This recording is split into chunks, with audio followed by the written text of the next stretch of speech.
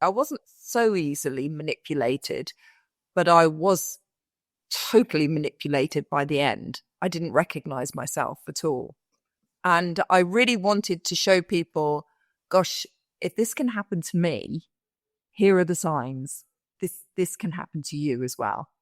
And they do prey on the strong.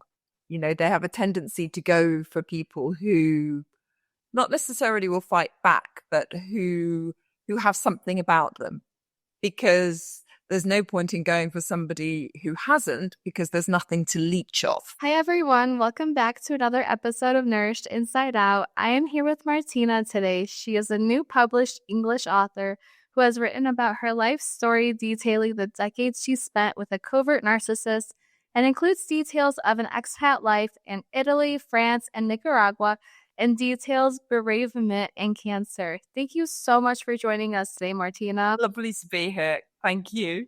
Absolutely. Do you mind telling us a little bit about your journey of writing and what inspired you to become a writer? Oh, gosh. I started very young, really young. I used to love making up stories for classmates. I love writing. I've just always found my voice in creative writing, imaginative stuff, anything and everything. You could give me a few words and I would run with it.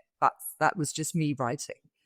And I think as I grew up, as I got older, I did write some articles for people or, for various publications and things like that, but it never really went anywhere.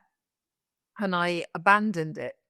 I didn't tend to write as much for a long time, but like people who are arty, it's always something in you, it's just kind of waiting to come out. So I had breast cancer, and just around that time, I started writing a blog about the cancer, and it felt like a really good way to communicate to people what was going on. Of course, this was before the time when cancer became, such an open subject. Everybody talks about it now. But at the time, things like chemotherapy were really taboo, or, talking about the operation or how you were feeling. And I do things very much in a self-deprecating way. So I write with a lot of humor. So I was taking the shock factor out of cancer and sort of putting a bit of humor in there, to describe it. I've always wanted to write a book. Always. Unfortunately, I didn't ever think I'd be writing the book that I have written. And when I say unfortunately, I mean the subject matter. I think the subject matter is quite tough. That's really how I got into it. Blogs, few journalistic articles here and there, and then finally writing my story.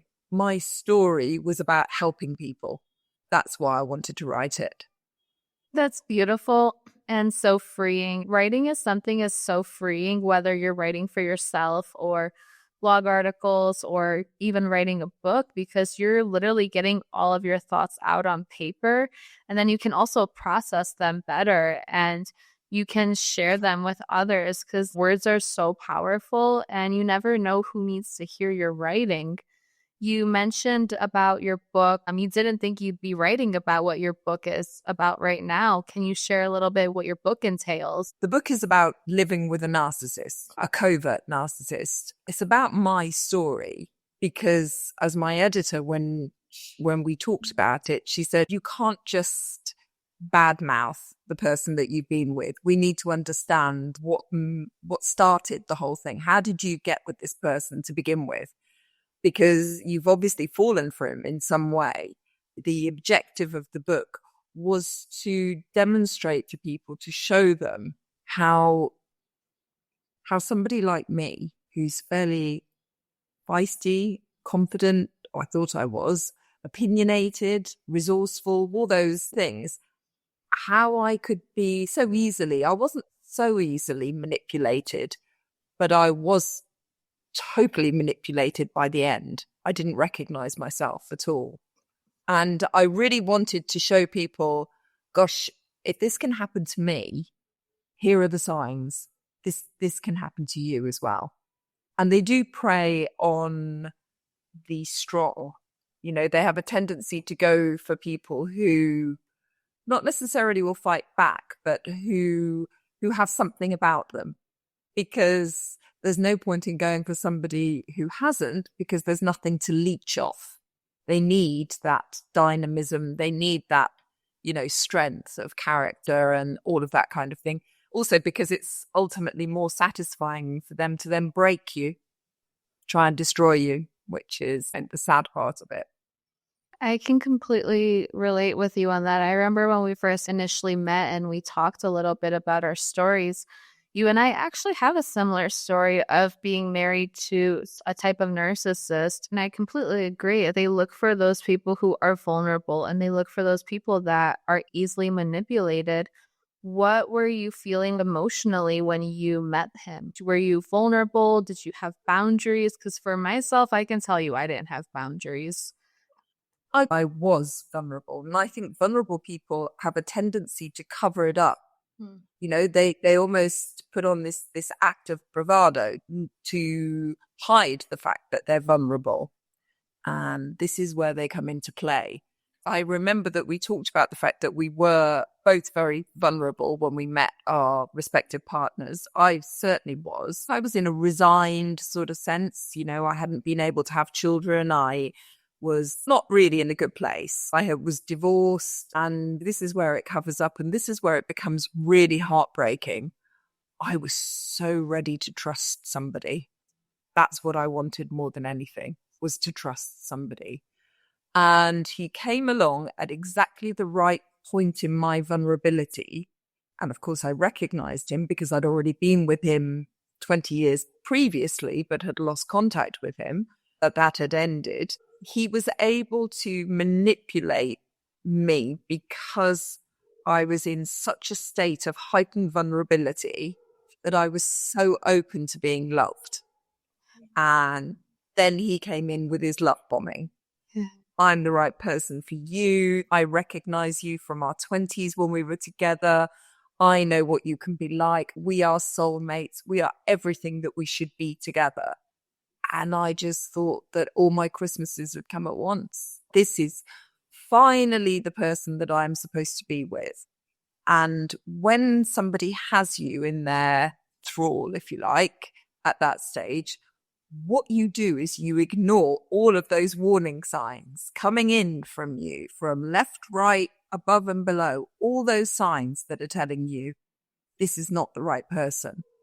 And going back to what I said, and I'm sure you have a similar experience, if they can touch you when you're vulnerable, if they can reach in to you when you're vulnerable, what they are trying to do is get information from you. And as a vulnerable person who has then found somebody who they can trust, I trusted him. What you then do is what you haven't done previously, which is you open yourself up to that person and you start telling them everything because you want them to love you for everything.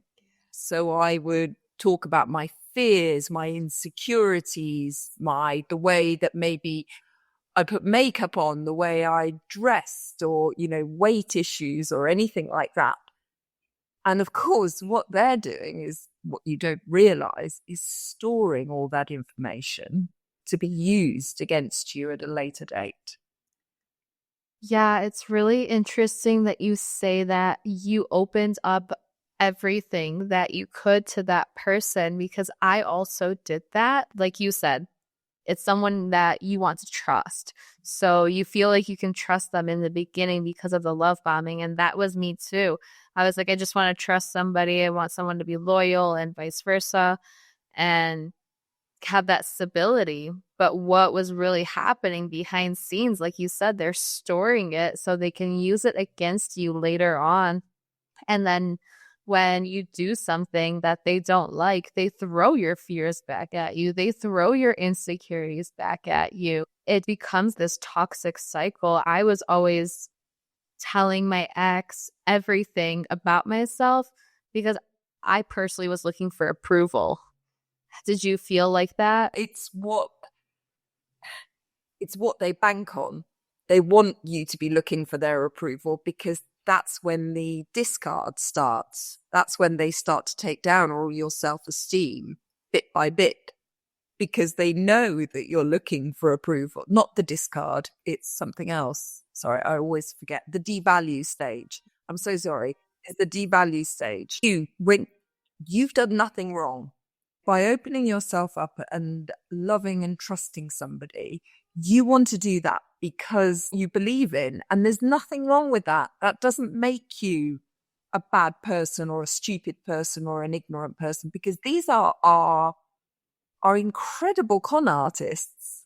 They know exactly what they're doing in order to devalue you.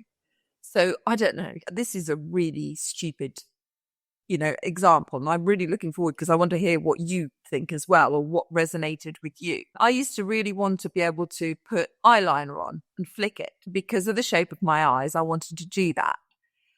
And I used to complain, God, I can never get it quite right. I'd buy pencils. There's far more products are available now than there were, say, 15 years ago. But if I did it, and if I just, painstakingly got the cat's eye kind of thing up there, he would walk up to me and he would walk past me, lick his thumb and wipe it off. Hey, you got some makeup up there. Now that is so subtle and so horrible, yet it's covered up with an almost care. I'm looking at your face. It's kind of covered up with a I really care about you. I'm just trying to make it so. But I'm trying to make it so that you look better. I'm doing this for you. But what they're actually doing is a really subtle takedown of your self-esteem and your confidence. Good, aren't they? That's so true, though. I'm so shocked about the eyeliner. It seems like a silly example, but that's exactly what they do. We're in such a vulnerable state that we fall for it. And then they're like, oh, it looks better like this, so let me fix that for you. But that's not what I wanted. So then they try to remold your brain and remold your thinking to thinking whatever they think is right is right. And whatever you think is right, it's wrong. Now imagine, because I can imagine you sort of going, almost hang on, what are you doing? And responding. The immediate takedown is, oh my God, why are you being like this? I'm only trying to help you.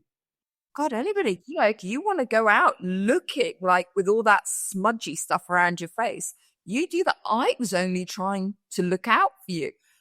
That's gaslighting, because what they're doing then is turning around what you know to be true into something which is something entirely different. It's nasty, insidious. It's definitely a variety of gaslighting, and I think it's something that we don't realize at first if we don't have a good self-image of ourselves as well. Going back to your eyeliner example, I remember I was going to beauty school when we met, so I wanted to be a hairstylist, but I honestly had no idea how to do my hair or how to do my makeup. As a ballet dancer, my ballet teachers told us you use gel, hairspray, and you do stage makeup all the time. That's all I knew. So I wanted to go to school to learn how to do my hair so I can help others and do my makeup. And I remember before I started wearing more makeup, he would be like, you're a girl, aren't you supposed to wear lipstick? I would feel so bad about myself because I didn't. And then there's this type A in me where I don't want to in front of you. If I wear it, I want to wear it at school or around my friends, but I didn't want to around him because then he just pushed my self-image down so much more. You lose what you know to be right in the book. When I met him, because I've got curly hair, and he used to say to me, no, you need to cut it short at the back because it looks, and he described the town where we lived, and the inference was it was very middle-aged looking. And so I started to cut my hair more and more up at the back until towards the end of the relationship, I just looked asexual. There was nothing feminine about me because I always felt that I had to keep cutting my hair and getting rid of it. Now, love it. Love my hair. It's nice and lovely. It's that thing of reasserting yourself and finding yourself again and coming back to what you know. And, it's so awful to be told It's coercive control. It is literally a form of controlling you.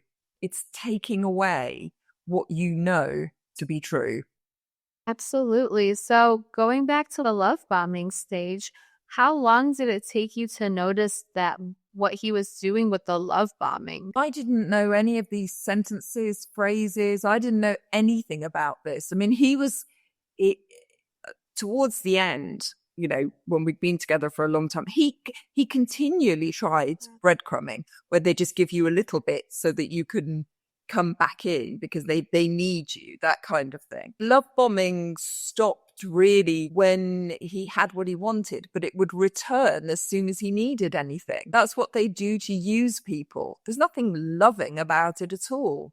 It's simply a way of appealing to your more vulnerable, caring, kind, loving nature to get you back on side. Towards the very end, I became very aware that everything I did and said was wrong. I don't think you should feel bad about that at all, because I was in that situation as well. I was in a relationship with this guy for at least 3 years, and I knew nothing about the signs of narcissistic traits until after, the last couple of days before I moved out. I started to Google all of these things, and it was even hard for me to process. Is this really happening?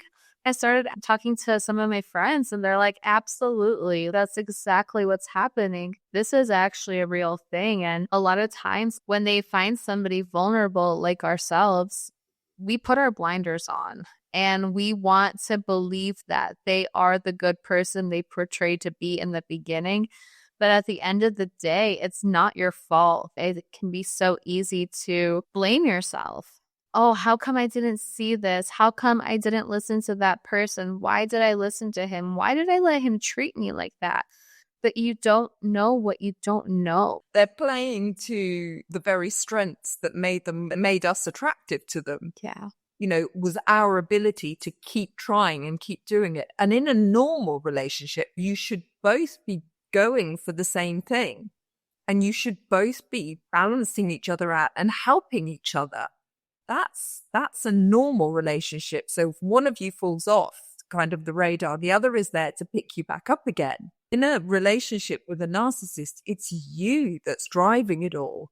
And at any point that you are not doing as well, because they will remind you of that, that's not quite how you're supposed to be doing it, you don't stop and think, what are you doing? You think, right, okay, I need to change what I'm doing and do something else. So no, it's not our fault. And we are the best cover for people like that, the best cover. And unfortunately, this has been my experience as well. Other people who are outside of this kind of relationship, they're the ones who end up saying to you, God, did you not see what he was like? No, I didn't see what he was like. You know inside that there is something not quite right, but you're so in love with that person, or you're so determined to make something work. I can't bear somebody young as you. It shouldn't be happening. Boundaries need to be taught in school. No is a full sentence. That there are things that we need to know, that we need to trust our instincts. If it feels wrong, then it probably is wrong. It's difficult when other people assume that there's an element of victim blaming. It's really difficult if you're on the outside looking in to automatically assume that you, me, or anybody else going through this should have known, because these are masters at what they do. They have huge groups of people around them who are totally taken in by the same things. So what are some things that would happen in the relationship that you weren't aware of while you were in the relationship, but that you noticed after?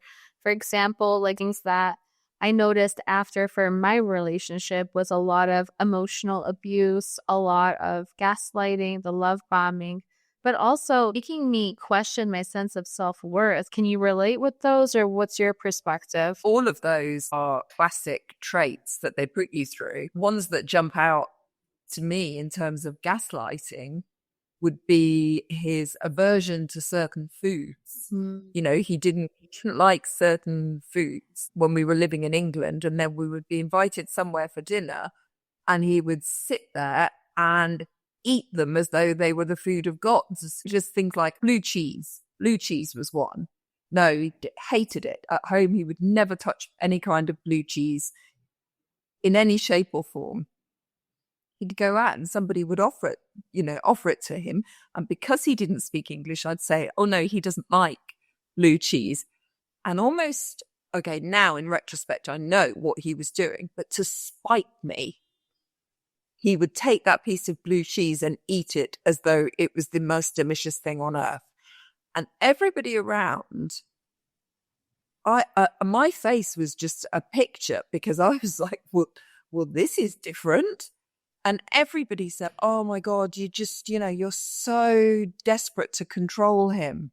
What are you doing? Just let him be. Your voice disappears. You have no idea what's just happened. That's gaslighting. That right there is gaslighting. I feel like you just read my mind.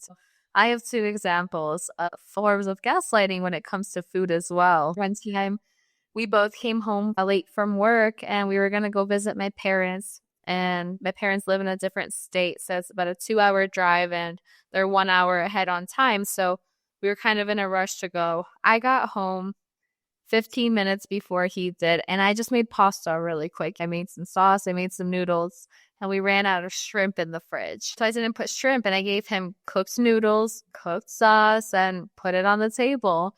And he told me that it was abusive of me to give him just noodles and sauce with no shrimp or chicken in it. It made me so upset. I just wish you can just say thank you for having food on the table. And he just goes off about how it's abusive of me to do that. And then whenever we would go to other people's homes, whether it was my parents or family members or friends, he would eat everything exactly like you said. And then in the middle of the table, he would say, oh, babe, you should really try to cook sometime, and you should really make this. It's really delicious. We're not going to leave until you get the recipe. The subject of cooking, I used to do things, but towards the end, what part of his takedown of me, his devaluing of me, would be a dish that I had cooked, I don't know, marinated spare ribs, which 3 times before that I'd cooked them, he absolutely loved them. I don't know. Something not quite right about them this time. And you'd sit there feeling like you'd failed yet again. There's something else that I wanted to say, which was the thing about abusing somebody, the way that he said that to you. That's projection. That's another thing, which was afterwards was one of the things that I look back on. Projection is when they know that they're guilty of something, but they put it onto you. That happened a lot. Pathological lying, the realization of looking back at our time, everything was a lie. Everything. There's nothing that he said now that I think about that I know to be true. He would invent everything. There's new things that I've learned about since then, which are things called breadcrumbing, or when they just dole out little bits of affection in order to keep you close. There's a really interesting one, which is weaponized incompetence. Have you ever heard of that? I have not. So that is by pretending that they can't do everything, they put everything onto you. And then it's your fault. I was going through chemotherapy. He wouldn't come to hospital with me because he doesn't like hospitals. So I had friends set up to take me, to be with me. We came back, and because strangely, after you've gone through 6 hours of chemotherapy, you don't eat before, but afterwards you're actually very hungry, weirdly. So I came back in and I had prepared a lasagna that had to go into the oven. And I just said, I'll put it in and then it can be heated up and then I can eat it. I was incredibly weak on the sofa. And 45 minutes later, he took it out of the oven and he just said, oh, but it's still cold. And I said, well, didn't you switch the oven on? Well, I don't know how to switch the oven on. Oh my God, don't blame me because I don't know how to switch the oven on. That's weaponized incompetence. It blows my mind how when we're in those relationships, we don't even think twice about it. Those kind like similar situations have happened where I would stay at the salon until 11 p.m. sometimes, and this dude comes home at 5. I'm like, hey, can you just make something quick to eat? It doesn't have to be anything fancy. And then I would come home and he's sleeping on the couch and he's like, why didn't you make anything? I was waiting for you to come home and make dinner. It's almost midnight. But then they try to flip it onto us, thinking that we're the problem. Oh, we should have left work earlier. But it's not always the case. And it's just always turning things back at you. So let me ask you this. How did you feel emotionally when you were going through those situations? Did you feel like, yes, it's my fault, or no? It's my fault. It's me. It's me. I'm doing something wrong. There is something that I'm doing that is not. It's my fault. All the time. All the time. But then that's partly to blame for how I've been treated in the past as well. Because as you grow older, if you're a people pleaser, that's kind of where insecurity lies. That if you don't please people, then you're to blame. If people aren't happy with you, it's as a result of your shortcomings, your failings. He knew that. And so he played upon it. So, and then, it's lovely that you asked me that because I had to stop then because I didn't matter. My feelings or my emotions were just not a priority. You know that. Completely. That's exactly where they want us to be. A lot of times people will talk about the red flags about being with a narcissist. Mine wasn't a covert narcissist. Mine was the big old grand one. So a little bit different, but they say like love bombing, gaslighting, but nobody really goes into the little examples. Like when somebody starts telling you, oh, your hair looks better like this, or you shouldn't wear makeup because you look better without it. Those jeans don't look good on you.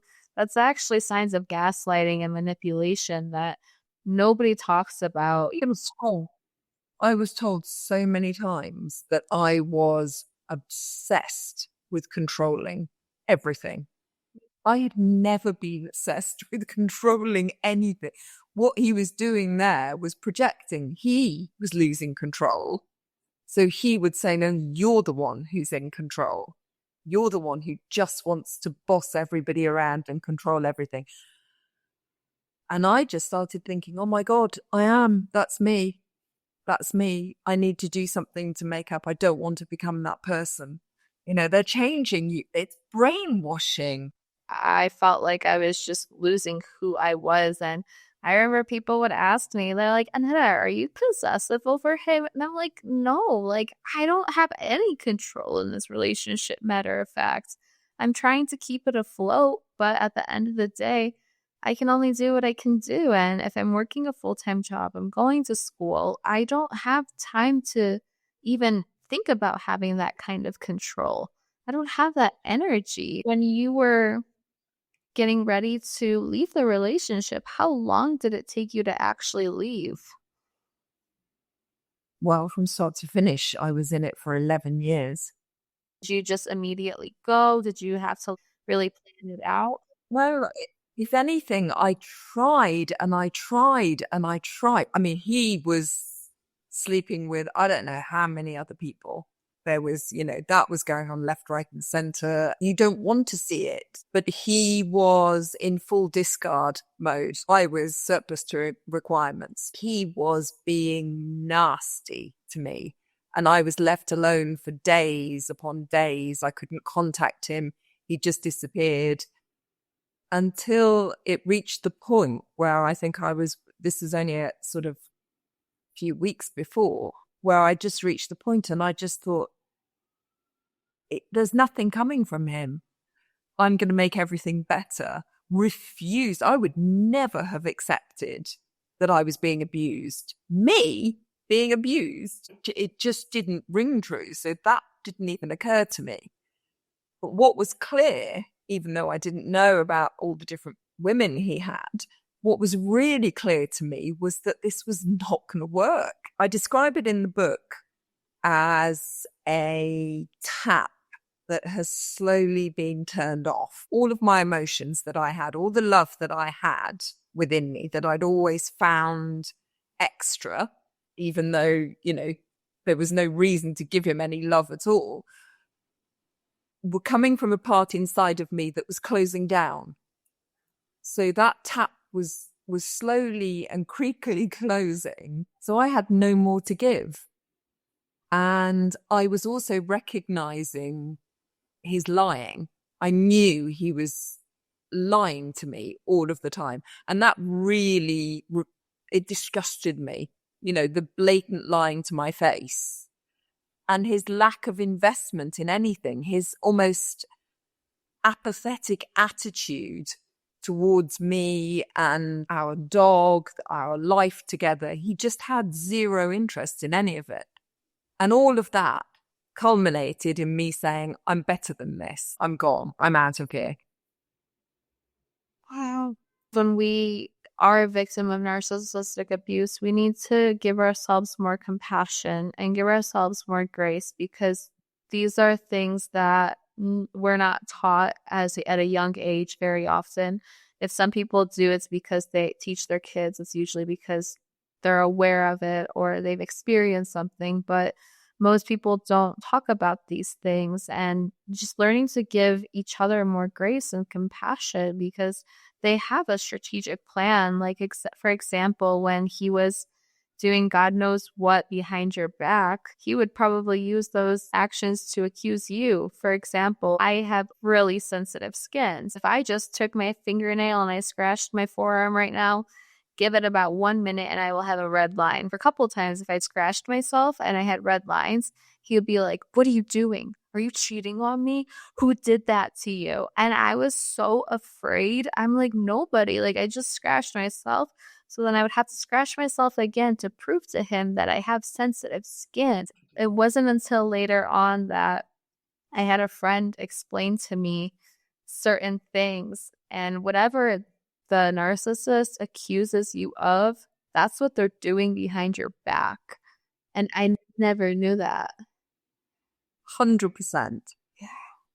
Yes, absolutely. The stuff he accused me of, obsessed with work, obsessed with being on my own. I wanted to walk too much. Anything that I did was used against me. I remember going to England and I told him, you're not coming with me. I need some time. He was planning on spending it with his girlfriend. While I was in England, I didn't know about this until afterwards. But when I was in England, he sent me a message saying, are you over there to meet somebody? It was so ludicrous what he was accusing me of, that I knew then. After you left this relationship, what are some things that have helped you to start rebuilding your sense of self-worth again, and to start rebuilding your identity and your confidence? I'm still a work in progress. And that's a beautiful thing. We are taught from a really young age, especially my generation, that looking after yourself, prioritizing how you feel and what you want to do is a bad thing.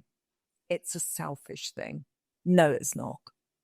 No, it's not at all. You can't look after anybody else if you don't make sure that you're okay. And I learnt that after leaving him. It was quite lovely, actually. I suddenly learnt that I could buy what I wanted in a supermarket, wear what I wanted, go where I wanted to go. Suddenly, I was in control again of me. I'm a work in progress, and I certainly am. Oh my goodness, I'm so proud. The writing was the first and most important and cathartic way of, releasing everything that I had inside, understanding what narcissistic abuse is. I have a thing that I say, AAB. A is allow, right? This is a really important word. Allow yourself to recognize and understand what you've been through or what you're in. allow yourself to see that this is actually happening to you. I've done this the wrong way around, in actual fact. Allowing into the second thing. Accepting is part of it. There's no blame here. Nobody, you are not to blame for what's happened. And I think we take that on ourselves far too much, saying that it's our fault.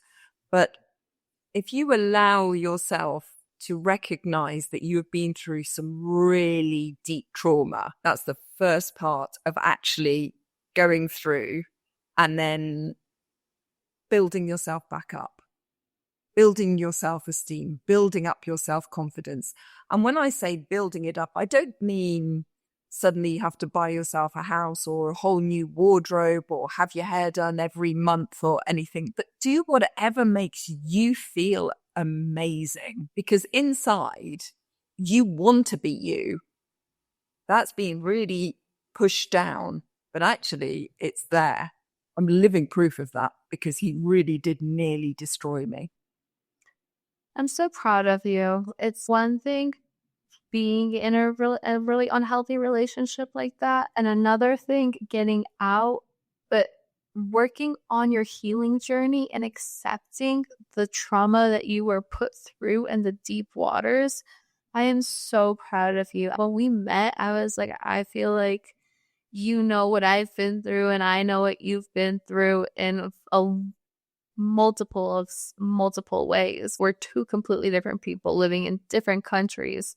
But the biggest message that I can give is that narcissists already have a strategic plan and they all do it in the same way. Like, you and I talked about examples of things that we experienced that we didn't even talk about before. We can completely relate on the food, the makeup. Do you know what that makes them? That makes them really dull. That makes them really boring. Yeah. They're all following the same pattern. They're not even original. Yep. And that's so true. And I think you have such a beautiful soul and you have such a beautiful spirit.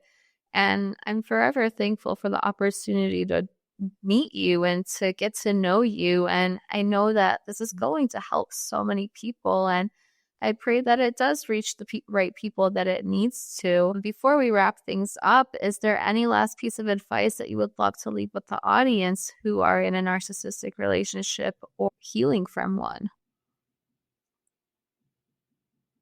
Yeah, to the people who are still in it, I get it. I understand.